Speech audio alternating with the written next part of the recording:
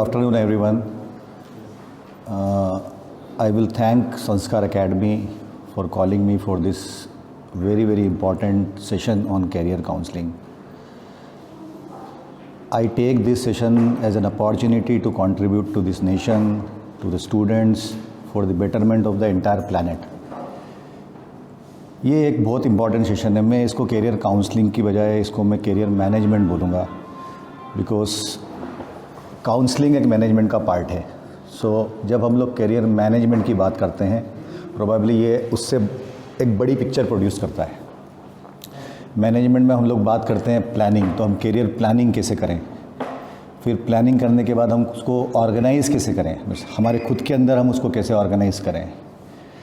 आपने प्लान किया, ऑर्गेनाइज़ किया, उसके बाद हम हमारे करियर को हम खुद कैसे लीड करें इन दैट पर्सपेक्टिव कि आपके साथ आपके पेरेंट्स हैं, आपके स्टूडेंट्स हैं यहाँ पे.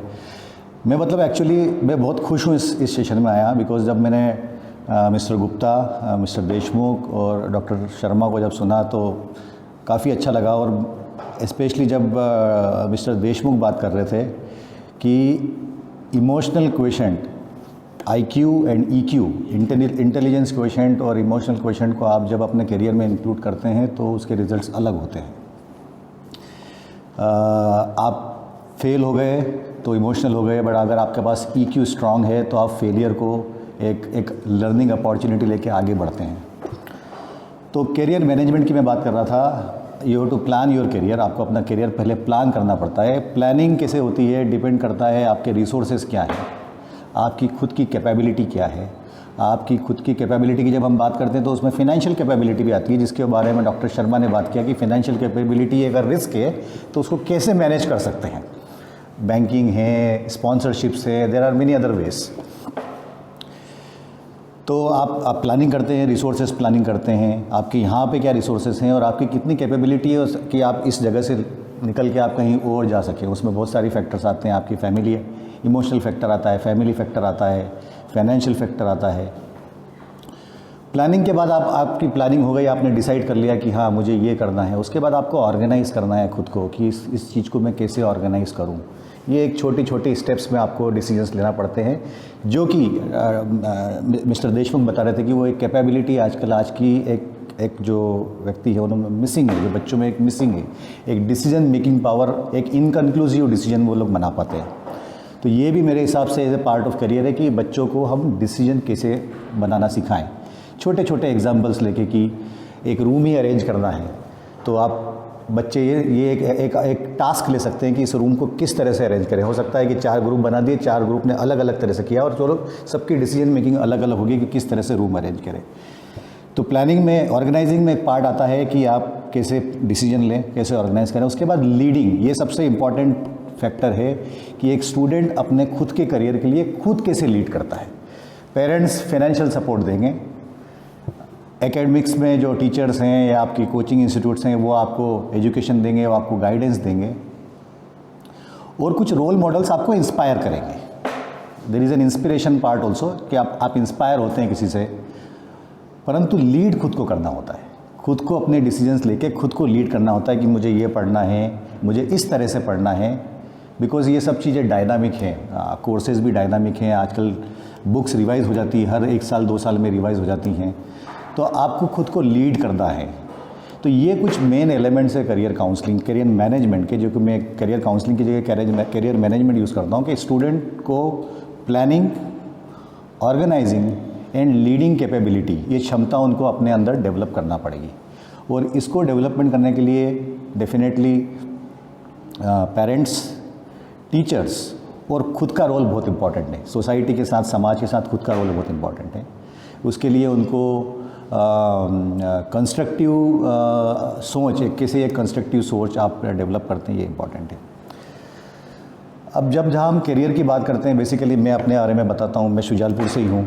मैंने अपना पूरा करियर ही, मतलब मेरी अपनी प्राइमरी टू से हाई स्कूल एजुकेशन मेरी दीप्ति कॉन्वेंट से हुई. उसके बाद बड़ा टफ डिसीजन था, बिकॉज फाइनेंशियल कैपेबिलिटी नहीं थी भेजने की. पिताजी ने मेरे को उज्जैन भेजा. उज्जैन में मैंने 11th 12th किया, डिवीज़न टॉप किया. उसके बाद एक बहुत इंपॉर्टेंट डिसीजन, एक स्टेप आया 12th का, जो कि प्रोबेबली जैसे कि डॉक्टर गुप्ता आज बता रही थी कि स्टूडेंट को आजकल उस टाइम पे आप 12th में प्रिपेयर होते थे, परंतु आज वो स्टेज काफ़ी नीचे खिसक के 6th पे आ गई है। मिस्टर गुप्ता बता रहे थे कि वो 9th पे आ गई है। परंतु जब आप थे वहाँ पे एक डिसीजन लेने के लिए आया कि मैं क्या करूँ। मैंने 2 बार MBBS अटैम्प्ट किया, मैं फेल हो गया। एक बार मैंने अटैम्प्ट किया, I did not qualify. Then second attempt में जब आया तो मेरे पास 2-3 ऑप्शंस थे, मतलब मैंने BAMS क्वालिफाई किया, BHMS किया, बिकॉज ऑफ कम नंबर में उन सभी में मेरा एडमिशन होता था। तो वहाँ पे एक डिसीजन का मौका आया और मेरे फादर चाहते थे कि मैं ये लूँ, मैं आयुर्वेदा BAMS में एडमिशन ले लूँ, पर मैंने उसको डिनाई कर दिया। उसका रीज़न ये था कि मैंने अपनी चॉइस खुद बना के सेट करके रखी हुई थी। Means I took my decision by choice, not by chance. Chance तो मेरे पास 3-4 थे, बट मैंने अपना डिसीजन चॉइस से नहीं बनाया, चैन से नहीं बनाया, चॉइस से बनाया। मैंने फार्मेसी में एडमिशन लिया। फार्मेसी में एडमिशन लेने के बाद मैंने अपनी फार्मेसी कंप्लीट की। उसके बाद एक इम्पॉर्टेंट फैक्टर आता है फैमिली, कि आप कितनी फैमिली से करीब और आपकी फैमिली के प्रति आपका लगाव कितना है। तो मैंने देवास, मेरे पास कई अपॉर्चुनिटी आई थी। मैं आपको कुछ एग्जांपल दे रहा हूँ, और मैं एग्जांपल इसलिए दे रहा हूँ ताकि स्टूडेंट्स इस बात पे गौर करें कि चांस और चॉइस में क्या डिफरेंस है। जब मेरे 3rd ईयर में था, तो ये मैं आपको जब बता रहा हूँ तब फार्मेसी के सिर्फ 7 कॉलेजेस हुआ करते थे। आज केवल 50-60 कॉलेज केवल भोपाल और इंदौर में मिला के होते हैं।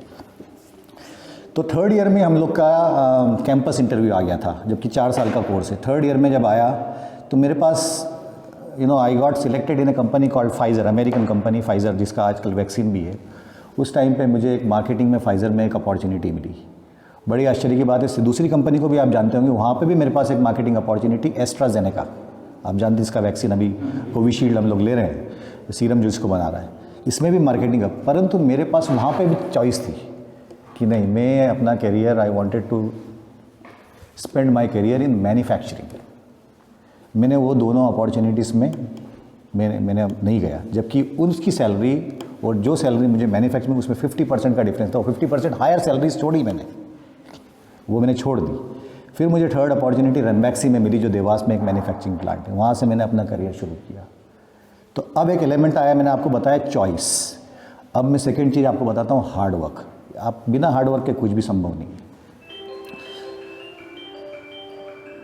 फिर जब मैंने अपना करियर शुरू किया रनबैक्सी में, आप आश्चर्य करेंगे, 4.5 साल मैंने वहाँ पे काम किया, पर 4.5 साल में मैंने इतना सीखा ओवर टाइम करके। मैंने लगभग 7 साल नौकरी की है 4.5 साल में, एक्सटेंड करके मैं बता रहा हूँ। 8 घंटे की शिफ्ट होती थी, परंतु 10 घंटे, 12 घंटे, 14 घंटे से कम काम नहीं किया। एक हार्डवर्क का एलिमेंट आ गया। उसके बाद देवास था, शुजालपुर पास में है। फिर एक डिसीजन लेने का एक मौका आया कि अब क्या करें। तो जियोग्राफिकल कॉन्स्टेंट, मैंने बोला ठीक है, इस कॉन्स्टेंट्स को भी हम लोग हटाते हैं। मैं औरंगाबाद चला गया। औरंगाबाद काफ़ी दूर है, मैं अकेला लड़का हूँ, मेरा कोई ब्रदर नहीं है, मेरे पेरेंट्स यहाँ पे हैं। मैंने उस कॉन्स्टेंट को भी थोड़ा इवेल्युएट करके वहाँ भी मैंने डिसीजन बनाया, उसको हटा के मैं औरंगाबाद चला गया। अब औरंगाबाद किया और बॉम्बे किया, फिर तब मैं वहाँ से मूव करता रहा। आज मैं मानता हूँ कि मैं अपने आप को एक सफल व्यक्ति इसलिए मानता हूँ क्योंकि जो कि मिस्टर देशमुख ने बोला, बिकॉज मैं खुश हूँ। मैं क्या हूँ, कैसा हूँ, उससे मुझे कोई मतलब नहीं है, बट मैं at the end of the day I am a happy person. Internally I am a happy person. और मुझे इस बात का सुख है कि मैं एक समाज के डेवलपमेंट में कंट्रीब्यूशन मेरा है, ये लेके मैं खुद के साथ खुश हूँ। तो ये मैं आपको इस बारे में बता रहा था। जैसा कि सभी लोगों ने इसको टच किया, इस पॉइंट को, कि करियर कैसे बनाना चाहिए, कैसे डेवलपमेंट होना चाहिए। मेरे हिसाब से ये बहुत इंपॉर्टेंट चीज़ें हैं कि सभी लोगों के हाथ उस टाइम पे, जैसे कि आपने बताया कि पहले रिसोर्सेज की बहुत कमी थी, परंतु आज तो रिसोर्सेज की कोई कमी नहीं है। आपके हाथ में मोबाइल और इंटरनेट है। जैसे कि बोलते हैं डेटा इज़ न्यू ऑयल। आपके हाथ में, पहले बोलते थे ऑयल बहुत इंपॉर्टेंट है, आज मिस्टर मोदी ने भी बोला है कि डेटा इज़ न्यू ऑयल। आपके हाथ में डेटा है, आपके you have access to everything in the world. America में क्या हो रहा है, ऑस्ट्रेलिया में क्या हो रहा है, इंडिया में क्या हो रहा है, और हमारे पास के गांव में क्या हो रहा है, आपके पास सारा एक्सेस है। इस डेटा को आप कितना कॉन्स्ट्रक्टिव यूज़ करते हैं, आई थिंक ये एक बहुत इंपॉर्टेंट फैक्टर है आज की जनरेशन के लिए कि वो अपनी सोच कैसे बनाए। ये एक बहुत इंपॉर्टेंट है क्योंकि पूरा डेटा अवेलेबल है। मेरे टाइम पे शायद तो ये डेटा अवेलेबल नहीं था, तो मुझे यही नहीं पता था कि मेरी फील्ड में क्या हो रहा है, फार्मास्यूटिकल फील्ड में क्या हो रहा है। मैंने फार्मा अपनी चॉइस से लिया था, परंतु आज तो सब कुछ अवेलेबल है। और आप जो बाहर देखते हैं उसको बोलते हैं टिप ऑफ द आइसबर्ग। जैसे समुद्र में एक आइसबर्ग होता है तो वो इतना ऊपर दिखता है और इतना बड़ा नीचे होता है। तो हम जो बाहर देखते हैं वो टिप ऑफ द आइसबर्ग है, परंतु जो उसका जो बड़ा पोर्शन है वो शायद हम देख नहीं पाते हैं, जो कि आपके पास रिसोर्स हैं, आप देख सकते हैं। तो मैं बच्चों को एक रिकमेंड दूंगा, मेरा एक सजेशन रहेगा कि जो उनके हाथ में डेटा है उसका एक वो कंस्ट्रक्टिव यूज़ करके और उनका इंटरेस्ट किस चीज़ में है, वो क्या प्लान कर रहे हैं अपने करियर के लिए, क्या प्लान कर रहे हैं, उसके हिसाब से उस डेटा का यूज़ करें, थोड़ा रिसर्च करें। वैसे एक और बात किसी ने बोली कि पर मैं भी एक बोलता हूँ, एक जर्मन कंपनी ने कार लॉन्च किया। तो जब उन्होंने कार लॉन्च किया तो उन्होंने अपना एक टैग लाइन रखा, अ good design is limitless and timeless. इसका मतलब क्या होता है कि कोई भी एक चीज़ है उसके अच्छे होने की कोई लिमिट नहीं है, और वो अच्छी चीज़ कब आएगी उसका भी कोई टाइम नहीं है। जैसे कि आज iPhone 6 है, iPhone 11 आया, iPhone 12 आया, iPhone 13 प्लानिंग में है, iPhone 18 तक प्लानिंग में है। तो ये iPhone 18 कब आएगा उसका कोई टाइम नहीं है, और iPhone 18 11 से कितना अच्छा होगा इसकी भी कोई लिमिट नहीं। So a good design is limitless and timeless. So internal satisfaction कि मुझे ये मेरा लेवल है, यहाँ पे मेरे को एक संतोष आना चाहिए मन के अंदर, वो बहुत इंपॉर्टेंट है। कि कोई वो सोचता है कि मैं बेस्ट की तरफ जाऊँगा, मेरे हिसाब से rather than going to best you should go for suitable, कि आपके लिए सूटेबल क्या है। तो करियर प्लानिंग में भी ये बहुत इंपॉर्टेंट है कि जब आप अपना करियर प्लान करते हैं तो सारे ऑप्शंस को एक बार आप देखें। सारे ऑप्शंस को देखने के बाद रादर देन गोइंग इनटू ए बेस्ट ऑप्शन, आप देखिए आपके लिए सूटेबल ऑप्शन क्या है, क्योंकि बेस्ट की कोई लिमिट नहीं है, ना उसका कोई टाइम है। अगर आपने MBBS किया है तो अगर आप उसको बेस्ट मानते हैं तो उसके आगे का बेस्ट MD है या पोस्ट सुपर स्पेशलाइजेशन है, उसके ऊपर का लिमिट सुपर स्पेशलाइजेशन है, उसके ऊपर भी कई सारी फेलोशिप्स एंड होती है, तो उसका कोई लिमिट नहीं है। परंतु ये मैं किसी को मतलब हतोत्साहित करने के लिए नहीं, पर मैं बता रहा हूँ कि आप करियर प्लान करें तो प्लानिंग में आप ये भी देखें कि मेरे लिए सूटेबल क्या है, मेरे लिए गुड क्या है, मेरे परिवार के लिए, मेरे समाज के लिए क्या है, ये कुछ इंपॉर्टेंट है। बट अब हम लोग वास्तव की बात करते हैं करियर्स के बारे में। तो पहले मैं आपको बात करूंगा फार्मास्यूटिकल करियर के बारे में। सो फार्मास्यूटिकल डेफिनेटली एक बहुत अच्छा करियर है, इसको एक एवरग्रीन करियर भी बोलते हैं, एवरग्रीन। और मेरे हिसाब से आज इसका रेलेवेंस बहुत ज़्यादा है, बिकॉज आप देख रहे हैं पैंडेमिक आया है, कोरोना वायरस ने पूरी दुनिया के इकोनॉमिक्स, सोशल और इथिकल डिसीजंस को पूरा चेंज कर दिया है। ये अच्छा, कुछ अच्छी चीज़ें भी हुई, कुछ बुरी चीज़ें भी हुई। एनवायरनमेंट के ऊपर शायद थोड़ा सा अच्छा फ़र्क पड़ा हो, जैसे कि आप अमृतसर से हिमालय देख पाते थे कुछ दिन पहले तक, परंतु ओवरऑल ये एक वर्स्ट सिचुएशन लेके आया है फॉर ह्यूमैनिटी। तो फार्मेसी एज ए करियर अच्छा करियर है। आप 12th के बाद आप इसको चूज़ कर सकते हैं। मैथमेटिक्स और साइंस दोनों, बायोलॉजी वाले दोनों व्यक्ति इसके अंदर पार्टिसिपेट कर सकते हैं। अब इसके अंदर काफ़ी सारी अपॉर्चुनिटीज़ हैं। मैं डेजिग्नेशन के बजाय मैं आपको फंक्शनल अपॉर्चुनिटीज़ बताऊंगा।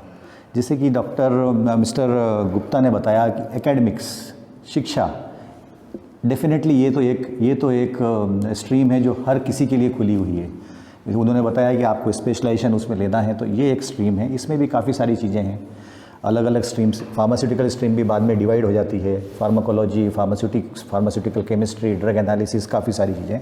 पर एजुकेशन, एकेडमिक्स, ये एक स्ट्रीम है। और मेरे हिसाब से पोस्ट ग्रेजुएशन के बाद मेरे हिसाब से जहाँ तक देखूँ 70% लोग इसको चूज़ करते हैं।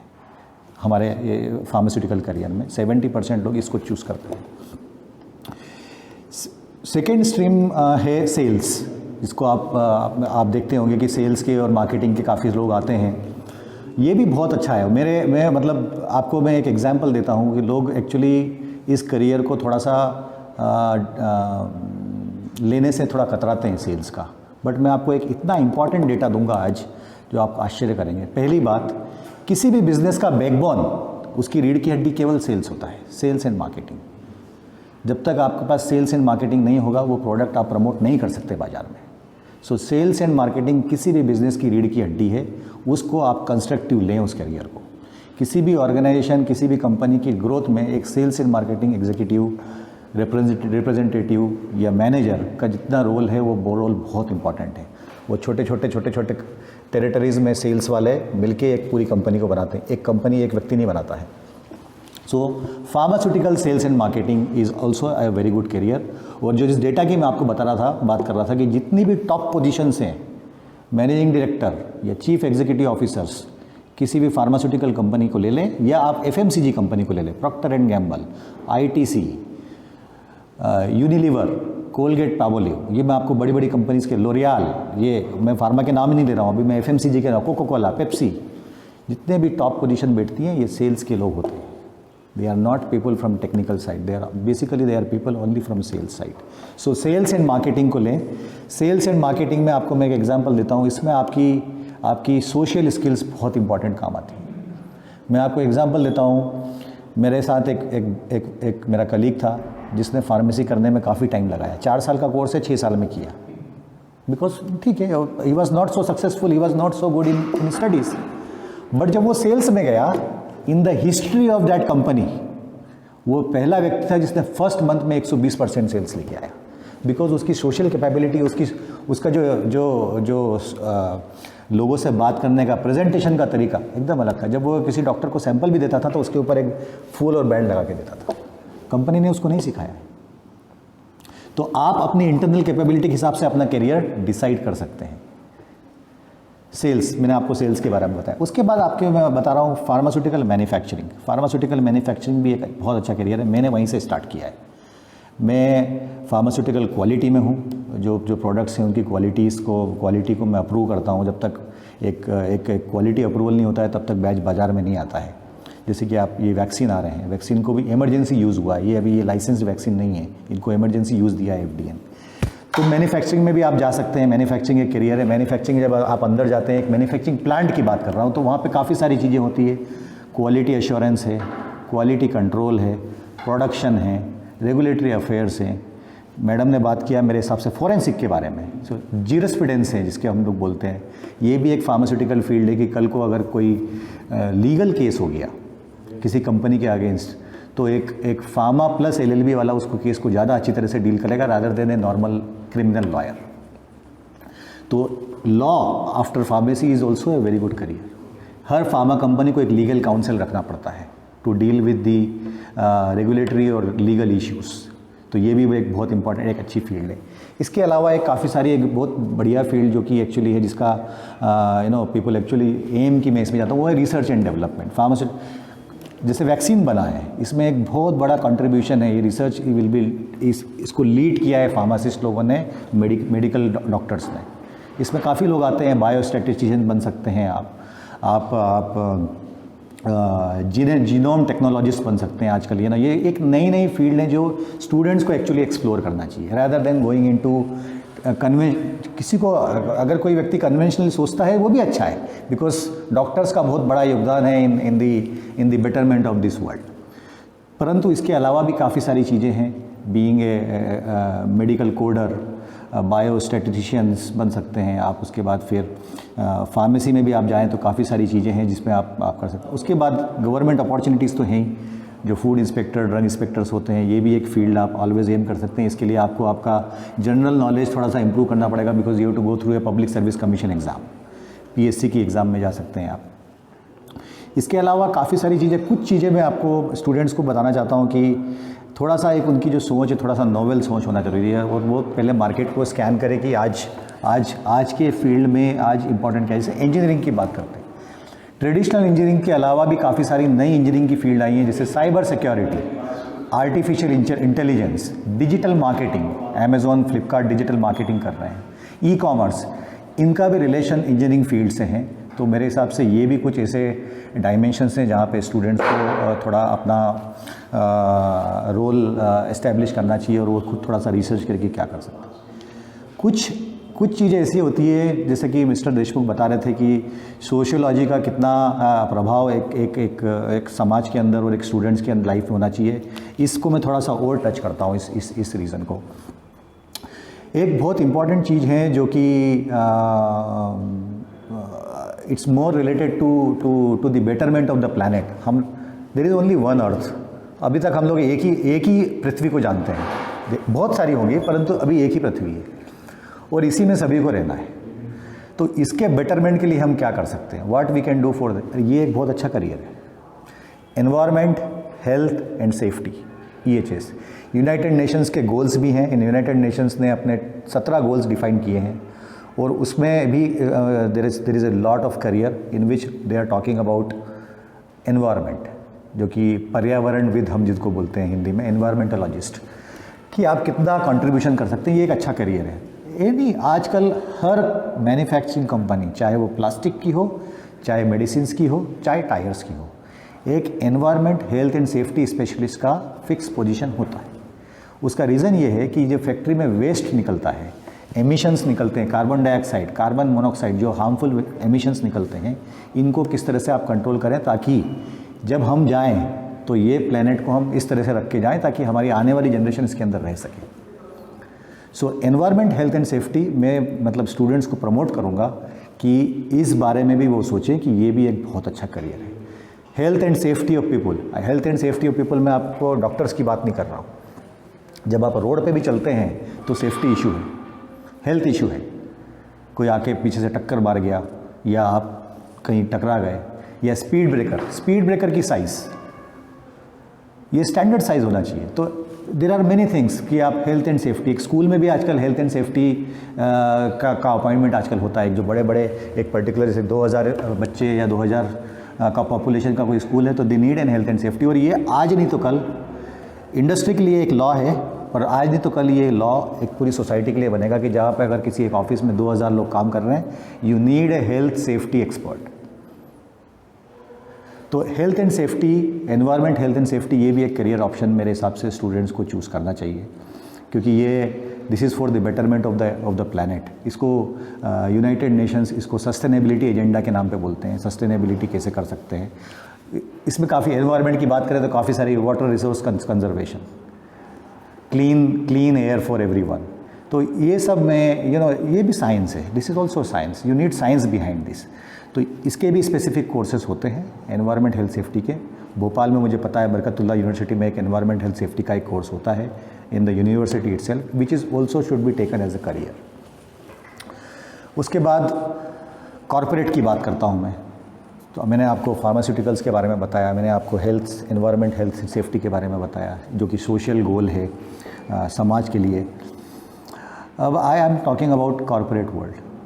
कुछ व्यक्ति को, कुछ लोग मैंने देखा है स्टूडेंट्स को कि वो बड़े क्या बोलेंगे, आकर्षित हो जाते हैं। They gets attracted towards the corporate life, which is good, because corporate world थोड़ा सा अलग होता है। मीन्स इफ़ यू टॉक, अगर हम एकेडमिक्स की बात करें या इंडस्ट्री की बात करें, और जब हम बड़े बड़े कॉरपोरेट ऑफिस में जाते हैं तो लाइफ थोड़ी सी अलग हो जाती है। कुछ एग्जांपल्स देता हूँ। वहाँ पे शायद कल्चर थोड़ा ओपन होता है, जो एक कम्युनिकेशन है वो थोड़ा सा बहुत स्ट्रॉन्ग और प्रोफेशनलाइज्ड होता है। तो ये भी एक अच्छा करियर है, बट इसके लिए स्टूडेंट्स को कुछ चीज़ें खुद के अंदर डेवलप करना स्टार्ट करना पड़ता है, जैसे कि कम्युनिकेशन बहुत ज़रूरी है। कितना फ्री कम्युनिकेशन है, कितना अच्छा कम्युनिकेशन है, कितना एक्यूरेट कम्युनिकेशन है। आप एक बात को 4 स्टेटमेंट में भी बोल सकते हैं, एक बात को 1 स्टेटमेंट में भी बोल सकते हैं। तो आपका कम्युनिकेशन, उसके बाद आपका इंटरपर्सनल स्किल, आप 2 व्यक्ति से कैसे आप इंटरेक्ट करते हैं, आपकी बॉडी लैंग्वेज कैसी है, किस तरह से आप अपने आप को रिप्रेजेंट करते हैं, आपका प्रेजेंटेशन स्किल, अगर आप किसी को प्रेजेंट दे रहे हैं तो 90% of the cases when you go for an interview in a corporate office, मैं आपको बता रहा हूँ, मैंने कई इंटरव्यूज़ फेस किए, many interviews of many multinational companies, कभी भी उन्होंने मेरी एजुकेशन फाइल को कभी हाथ नहीं लगाया। They are making decisions based on your capabilities to communicate, to convince, आपकी बॉडी लैंग्वेज, आपका कॉन्फिडेंस, और आप किस तरह से उनको जवाब दे रहे हैं, आपकी लिसनिंग कैपेबिलिटी, आप कितनी अच्छी तरह से लोगों को सुनते हैं। जवाब देना तो सेकंड बात है, बट फिर फर्स्ट लिसनिंग कैपेबिलिटी। तो आप जब कॉर्पोरेट वर्ल्ड की तरफ देखते हैं तो मेरे हिसाब से आपका कम्युनिकेशन आपको इम्प्रूव करना चाहिए। कम्युनिकेशन इम्प्रूव करने के लिए मैं ये नहीं बोलता हूँ कि you need to go to a coaching. आप इंग्लिश न्यूज़ चैनल देखेंगे तो भी एक बहुत अच्छा, जैसे कि मैडम बता रही थी पेपर पढ़ना, न्यूज़पेपर पढ़ना, आप एक हिंदी न्यूज़ चैनल देखेंगे और इंग्लिश न्यूज़ चैनल देखेंगे, उसमें भी आपको काफ़ी सारी चीज़ें कम्युनिकेशन की आप ले सकते हैं। कम्युनिकेशन का मतलब ये नहीं कि केवल इंग्लिश की बात कर रहा हूँ, मैं हिंदी की भी बात कर रहा हूँ। हिंदी और इंग्लिश कहीं भी आप कम्युनिकेट करें, उसकी भी कुछ बारीकियाँ हैं, कुछ उसके ट्रेड्स हैं, कुछ प्रिंसिपल्स हैं।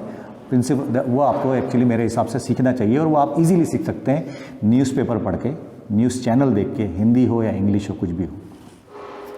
आपका ड्रेसिंग सेंस ये भी बहुत इंपॉर्टेंट है। मैं ये नहीं बोलता हूँ कि क्या पहनना सही है और क्या पहनना गलत है, परंतु किस तरह से पहना ये भी इम्पोर्टेंट। तो कॉर्पोरेट में ये भी एक इम्पॉर्टेंट है कि आप किस तरह से आप सेंस देते हैं, मतलब ये भी आपका एक इम्पॉर्टेंट है। फिर दूसरी बात, आपका कॉन्फिडेंस लेवल।